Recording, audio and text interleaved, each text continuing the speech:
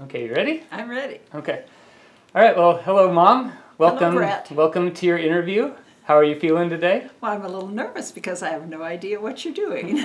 Okay, well, I appreciate the confidence in me. That's a good way to start. If you know what you're doing, we're okay. Oh, well, I jotted a few things All down. right. So first, why don't you go ahead and state your name for the record? I am Betty Anderson. Okay, and you swear to tell the whole truth and nothing but the truth? I swear. Okay. We don't have a Bible here. Let the record show that. It's right over there. Okay, we should be okay. So the purpose of this interview, a couple things. First of all, it's to give other people who are readers of this quality publication a little bit better idea of who you are.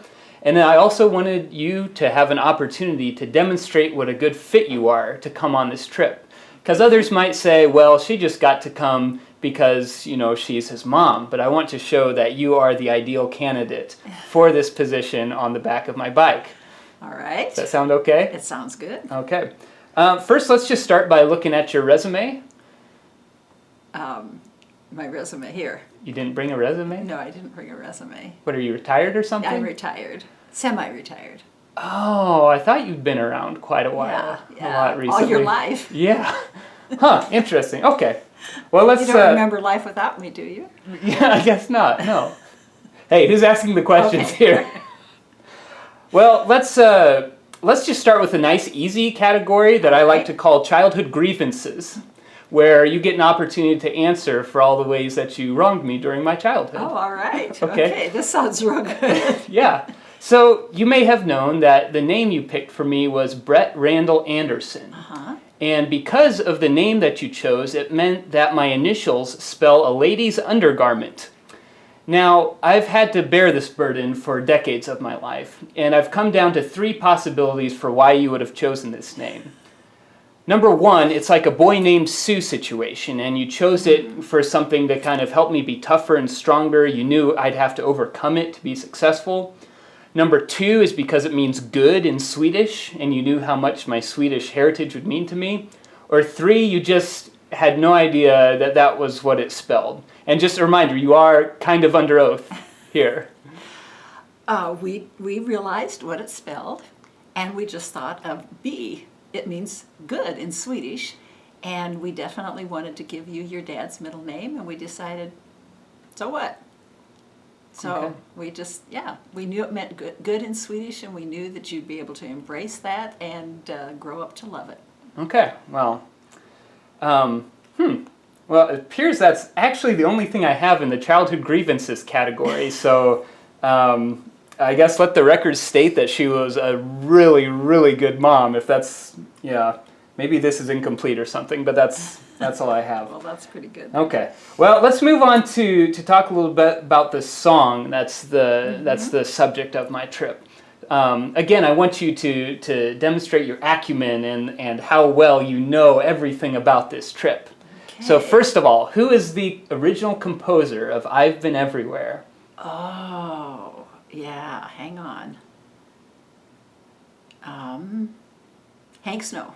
No. He was the first one who sang it. Jeff somebody.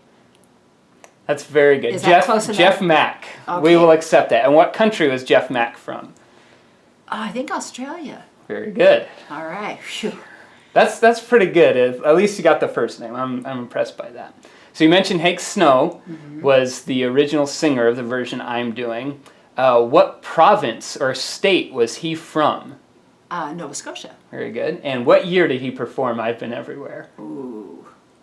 I don't know that one, but maybe in the 40s, I would guess. 1962. Oh, But gosh. Okay. close. Okay, and the most popular version that most people know is sung by... Johnny Cash. And what year did he record his version?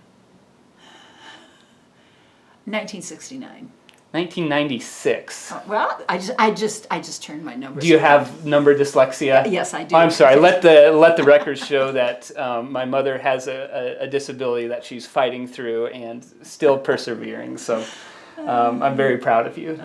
And what state or province was Mr. Johnny Cash from? I think Tennessee. Very good.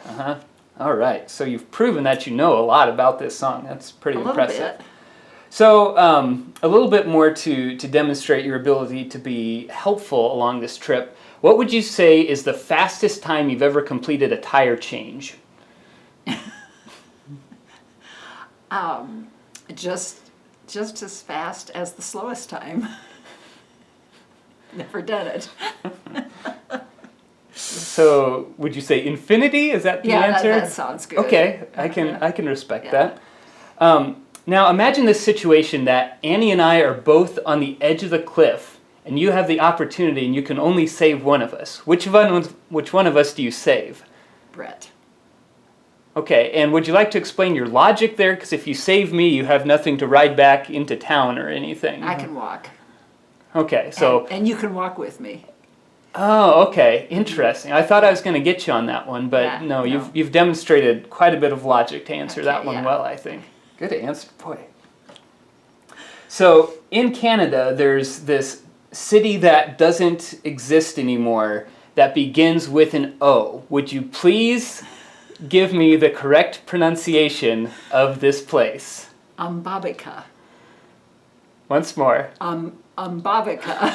There, second one was better. That's pretty good. Mbabika. There's a city in Brazil that in the song they pronounce Diamantina.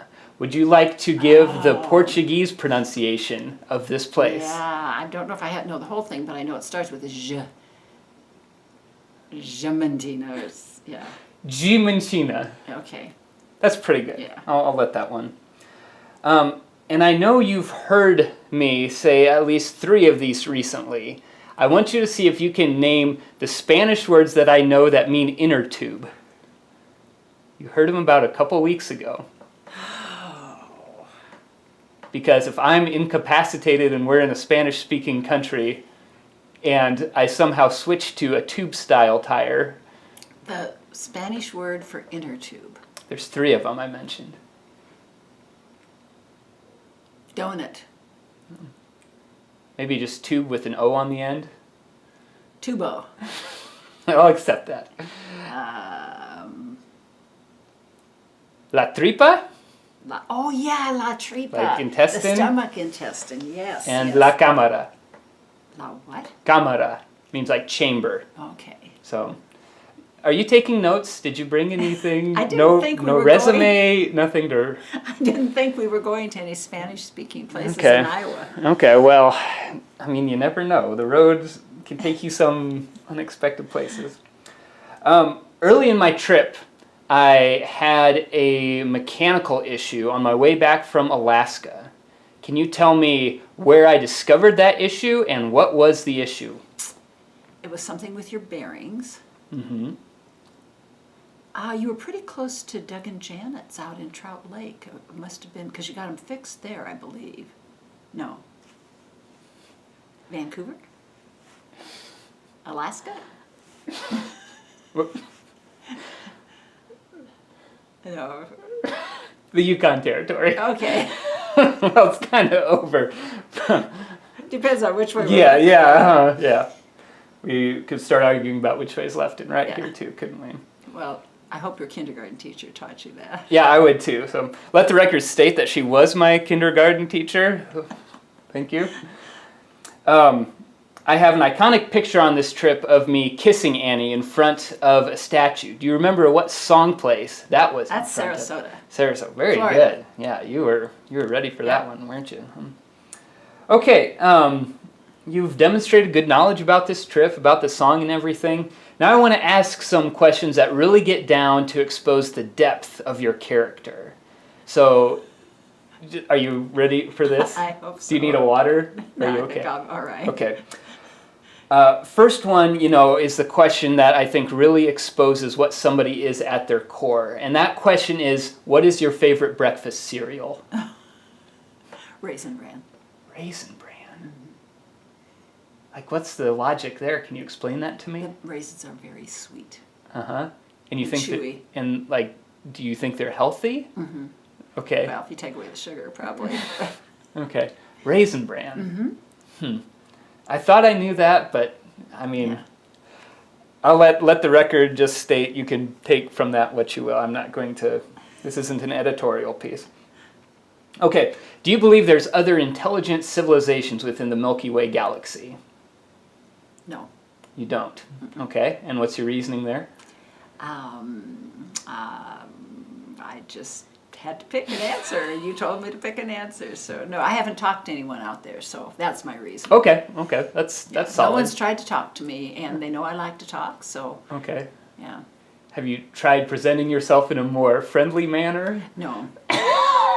No, I just, if they don't want to talk, they don't want to talk. It's okay. Okay. That's a pretty darn good answer.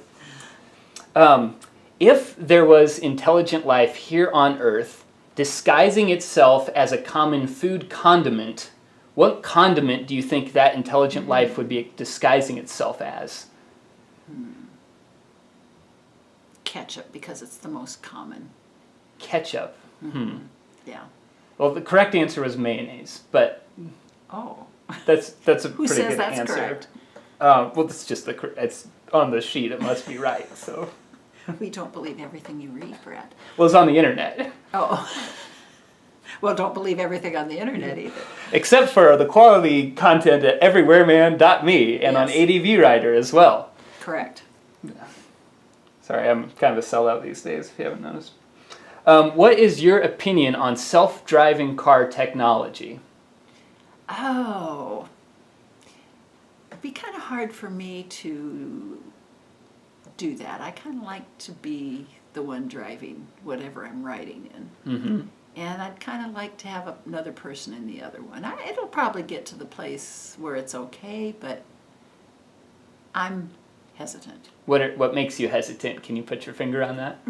I think I like to be in charge. Yeah. Boy, this is I'm being pretty honest. yeah, you know yourself, and that's more important than anything. Know thyself, right?